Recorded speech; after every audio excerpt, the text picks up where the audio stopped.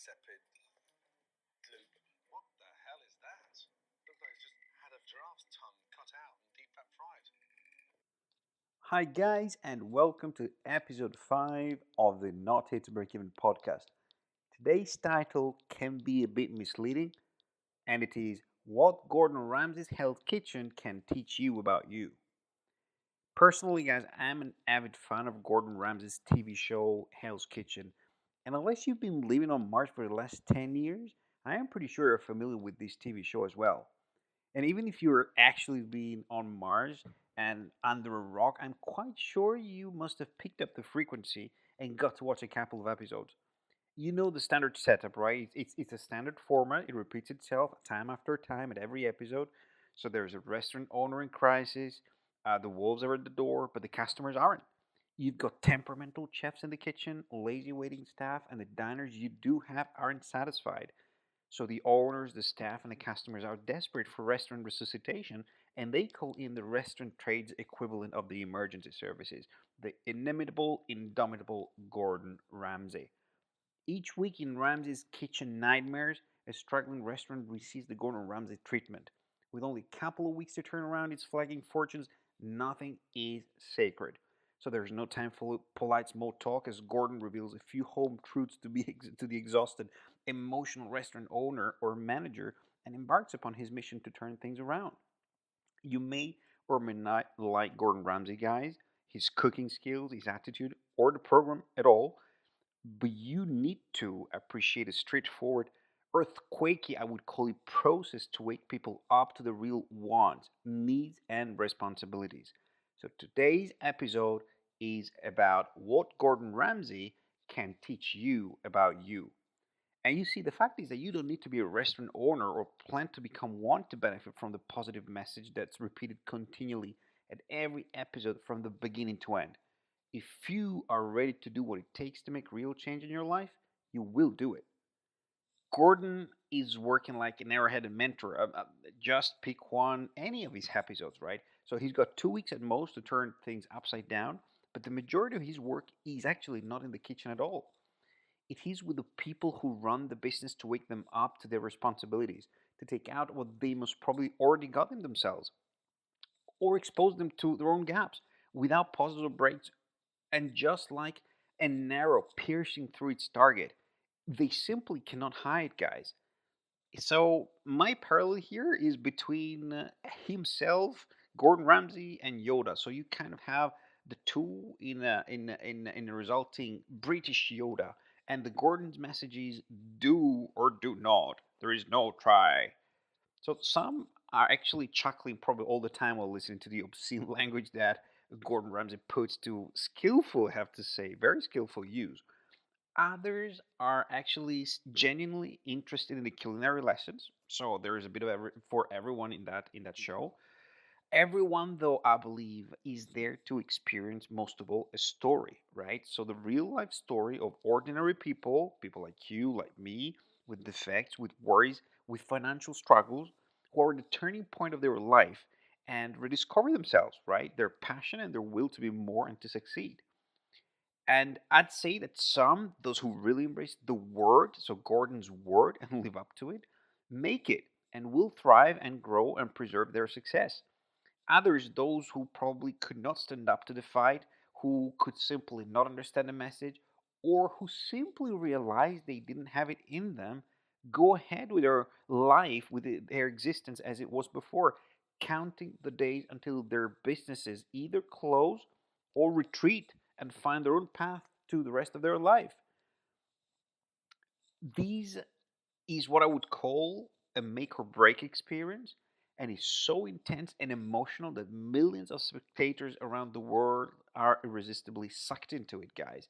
I mean, just watch it. Just go on YouTube, look for Gordon Ramsay Hell's Kitchen or Kitchen Nightmares episodes and bits.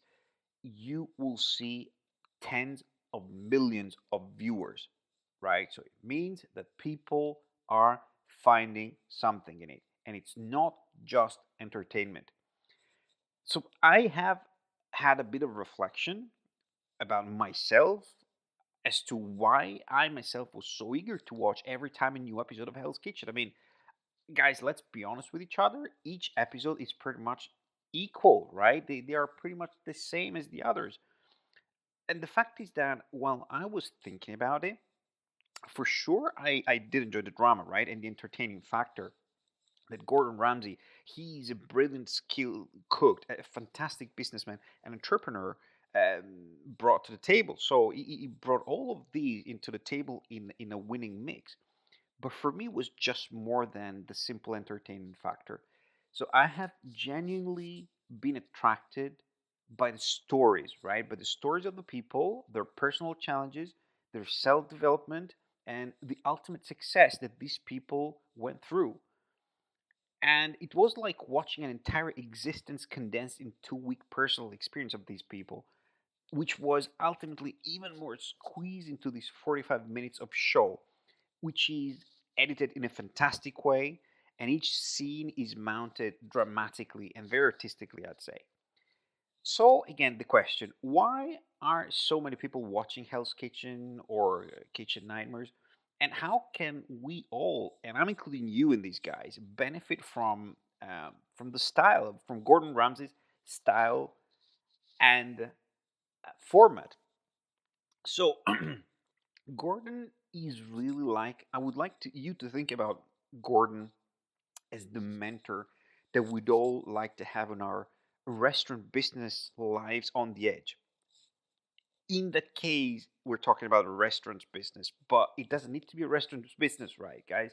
So we need someone sometimes to kick our backs, somebody holding us accountable, and somebody calling us up to our responsibilities. The truth is, if you allow me to say it, that Gordon Ramsay's message is valid and is actually valuable beyond any restaurant business, actually beyond any kind of business, right? It resonates with people's dreams and expectations about their own life and existence. It makes them feel omnipotent and with a lot of options to move to great distances. So you need to realize that people go through that experience with quite a transformational feeling. Although I have to say that Gordon Ramsay's got more of a questionable language, I'll admit. So you don't necessarily need that, and that's probably more for the scenic needs of the show. But it also works well with waking people up to their responsibilities. So thinking about Gordon Ramsay, thinking about that format, thinking about the transformational experience of Hell's Kitchen, Kitchen Nightmares, and similar programs. I would like to ask you, who do you guys have as your mentor or your mentors? I'll warn you at the beginning, right? So if your answer is no one, then I would say that without any offense, but you're either at a nirvana stage already, so great stuff, well done, kudos to you, or you probably really haven't grasped yet the importance of having one mentor or even more than one, right? So just so that you know, even the people who we could all consider being amongst the most successful on earth have mentors. And I mean, the first thing that probably comes to our mind is why. I mean, they reach success on their own terms, and now they should be the ones teaching others, right? Yes, and they do, but still, they also need some other perspectives. They need mentors themselves to keep growing. You see, fact is that success calls for success. So the more you create, the more you attract, the more you feel compelled to build. Think about these hugely successful people, like Elon Musk, for example, just to name one. These people keep building things after things. Some of them, very few, are very self fueled and get all the energy, all the perspective they need from inside themselves. Most of us, even the most successful people, once they grow to a level, they need other stimuli to keep growing. And the fact is that it is like a drug. Really, success calls up for new success. So the more they are successful, the more they want to do and achieve. That's why they are desperate to find external sources of inspiration. And normally, these sources of inspiration are coming in the form of new perspective, from mentors. So, mentors are essentially useful and should be present and essential at any level of success. Either if you're just starting or if you are still very already very successful person or any way you are measuring your own success, because they solicit personal growth, they provide great new perspectives, they point to alternative solutions for us that we probably haven't thought of before.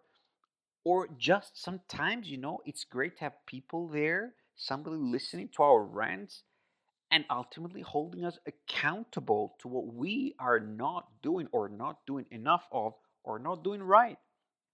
So I'm not Gordon Ramsay here, so I won't call you any names, and I'm not suggesting that you should go out and find mentors who use the same sort of very straightforward, rudimentary language, I would say. But if you have been listening to the podcast so far and you've been nodding and thinking, you know what?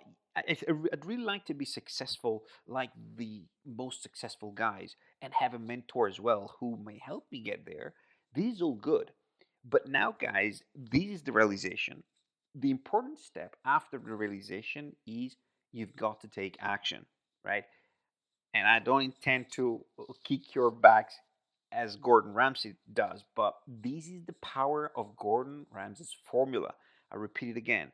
You guys need to take action, and sometimes you need to be shaken to take action. That's what mentors are for as well. Sometimes we are not the best judges of what is best for ourselves, and we may keep eluding ourselves that we are living the lives of our dreams, that we're doing everything that is in our power to reach where we want to be. But ultimately, somebody's actually asking us a simple question: why are you not achieving your success? Why are you not doing what's necessary? Sorry guys, what should you be doing? See, those are very simple questions. If we ask ourselves those questions, we may not be able to give ourselves the answers. If we have somebody else holding us accountable to give answers to these questions, the effect is much, much, much more powerful. So, wanting something is not enough for anyone. It's not enough for you guys to be able to get it. You must realize it. You must realize that you have to do something to get to it. It's not just by sheer thinking that you're going to get it. So are you learning new skills, for example? Are you building a new business or revamping maybe an existing one? Are you getting already a mentor, or are you getting the mentorship that comes in many forms? So it's not just the one-to-one forms of mentorship. There's also supportive communities of experts out there. So are you joining any of these groups, any of these communities of experts? So these guys are all things that you're going to have on your to-do list and act upon. I would say that, as usual, I'll get to the end of the podcast saying that we are very lucky. You are very lucky because there's never been such a more such an effective and timely period in our lifetime to be able to easily access all of these. So you don't need to start taking your actions. If I'm talking about SFM provides a lot of what I described as mentorship, and mentorship coming in the form of webinars, live events, one to ones with leaders, one to ones with other digital business owners who have started like you have, like I have, 6 months back, maybe 2 years back, maybe 3 months back, and now they achieve a level of success that we can look up to and respect for the teaching that it can have to us as well. Granted, guys, mentoring is not meant to give you the same level of success of your mentor. I'll explain what I mean here. So, if your goal with going to a mentor, with having a mentorship, is having the mentor tell you step by step what you need to do in order to be successful. Definitely, I guess that will happen at a certain level. I mean, you cannot expect your mentor to give you step by step instructions on how to do things on Facebook, on YouTube, or just plainly simple how to set up your own paid advertising. Of course, there's different level of mentorships, but that's more coaching, right? What I'm talking about here, and by the way, all this coaching, all these instructions, all these is part of the elite curriculum of digital skills in SFM. So if you sign up with your risk-free application, you're going to get it. The mentorship that I'm talking about is much more longer term. It's not, I mean, you may have Facebook today, tomorrow you may have some other thing. Mentors, real ones, are acting on your behavior, are showing you, and I won't repeat it enough, what you are either not doing, what you're either not doing enough of, or what you're doing wrong. They will ask you guys the questions that you don't have the courage, the boldness to ask yourself. And you know what? They will do more than that. They will force you to answer. I think that's probably the most important function of a mentor. Give you the possibility to give yourself an answer to questions that, frankly speaking, most of us, and I include me in this process because I have been there, where you are not comfortable with answering some of those questions because you know that sometimes you're wondering, why am I not successful? Why am I not earning a lot of money? Why am I not earning an income, a sustainable income with my digital business? Sometimes the answer is only one. Sometimes the answer is a question back asking, all right, so if you want to achieve a certain level of success, let's say you want to achieve the same level of success that some successful people do, are you willing or are you doing what these people are doing to get there? Most often, the answer, the simple truth, honest answer to this question from our individual side is no, we're not doing it. What I'm talking about here, guys, is not mumbo jumbo, is not voodoo. Because if you're going to wait for Gordon Ramsay to show up at your door, take you by the collar, shake you, and to make or break your life, you are only going to see life pass in front of you with regrets of things never done. What these podcasts should serve you as is a knock on the door, not from Gordon Ramsay, but from a realistic opportunity that's ringing at your bell right now. And you want to make sure you don't miss the call.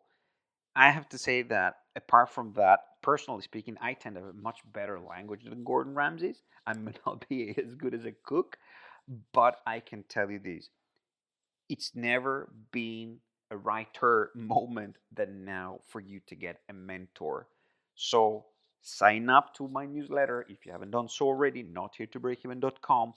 Get to the 7-day video series from the founders. By subscribing, you'll get it automatically. These 7-day video series will tell you in more detail how you can really transform your life, how you can start earning an income online, how you can break free, if that's what you wish to do, from your 9 to 5 life by building a digital skill set, an advanced digital skill set for yourself, and putting that to the best use while you are learning to earn an income. So there is a system that is a digital learning platform. Even more than that, guys, for me, it's the mentorship aspect. You get to confront yourself with people who are like you, so they're human beings, but most of them have gone through the journey already. So I will leave you today by asking you a question. If you were starting a journey, right? If you were venturing yourself into an uncharted territory, an uncharted for you territory, somewhere that you've never been before, and just maybe take an example from a real life example. You're going to visit a place you've never been before, a country you've never been before. What do you do? Are you going to ask advice to people who've never been anywhere? Or are you going to ask advice, possibly help, in drawing a map out, possibly a help in giving you directions on what to do, where to go, what to avoid sometimes, to those people who have been there already, who have been there and who have successfully made it back. There's only one answer to this question, guys, and I think you know what this answer is. With these, I leave you. Thanks for being with us. Thanks for listening. We'll see you there at notheretobreakeven.com.